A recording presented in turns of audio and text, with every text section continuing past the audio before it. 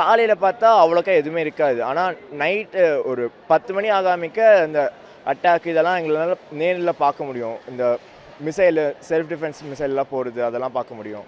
இதெல்லாம் பார்க்க எங்களுக்கு கொஞ்சம் பயம் வந்துட்டே இருந்துச்சு.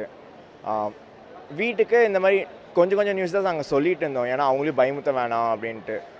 அதனால நாங்க சரி கிளம்பிடலாம், எப்படியாச்சும் கிளம்பிடலாம். இதெல்லாம் வேணான்னு சொல்லிட்டு நாங்க கிளம்பிட்டோம். அடுத்த நாள் வரைக்கும் தான் எங்களுக்கு ஃப்ளைட் டிக்கெட் கிடச்சது. அதனால ஒரு 24 ஹார்ஸா என்ன பண்ணுறதுன்னு தெரியாம, அப்போ தான் நாங்க தமிழ்நாடு ஹெல்ப்லைனுக்கு கூப்பிட்டோம். கூப்பிட்டுமே டைரக்ட்டா வந்தாங்க. எங்க எல்லாத்தையும் பத்திரமா பார்த்துக்கிட்டாங்க.